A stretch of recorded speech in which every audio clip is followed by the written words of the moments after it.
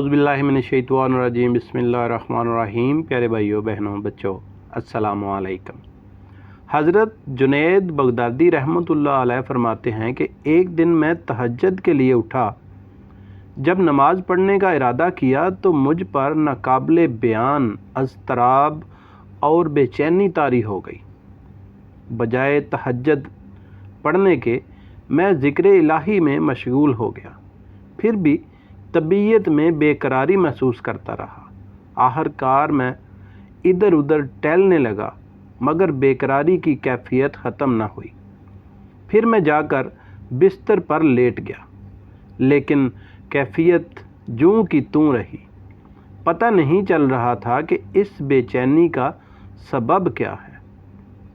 आखिर मैं जूते पहनकर बाहर निकल आया और खुली फ़िज़ा में टहलने लगा।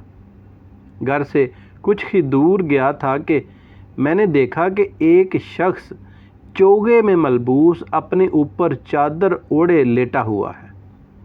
मैं देखकर हैरान हुआ कि ये कौन शख्स है कि जो रात के पिछले पहर यहाँ लेटा हुआ है। फरमाते हैं, मैं जब इसके करीब पहुँचा तो इसने मुझसे मुखातब होकर कहा, आ गए हो अबू अल कासम, तुमने आने में बहुत देर कर दी। हज़रत जुनैद फरमाते हैं, इस आदमी की बात सुनकर मुझ पर एक अजीब सा रौब तारी हो गया।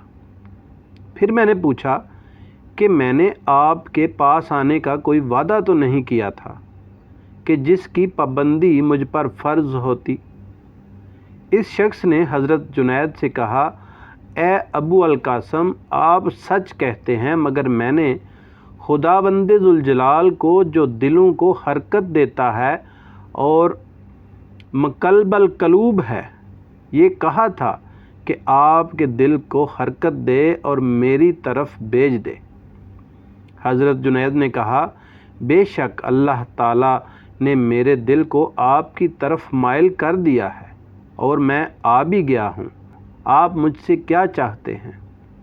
वो शख्स बोला, ए अबू अल कासम, मैं एक सवाल का जवाब आपसे पूछना चाहता हूँ।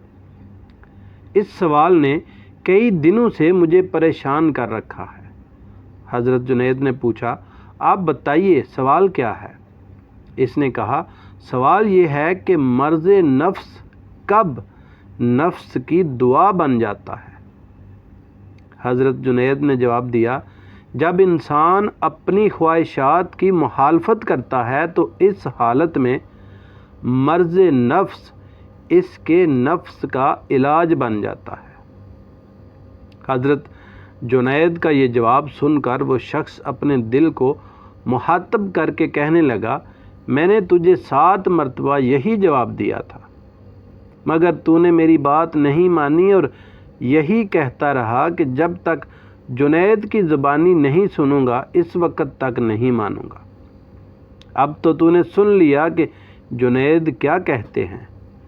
ये कहकर वो शख्स तेज़ रफ्तारी के साथ चला गया।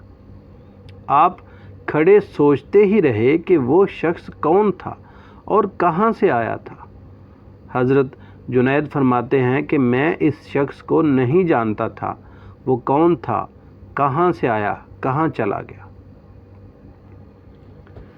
उम्मीद करता हूँ प्यारे भाइयों आपको ये छोटा सा वाक़या सुनकर अपने नफ्स को समझने और इसका इलाज करने की तौफ़ीक अल्लाह पाक अता फ़रमाएंगे।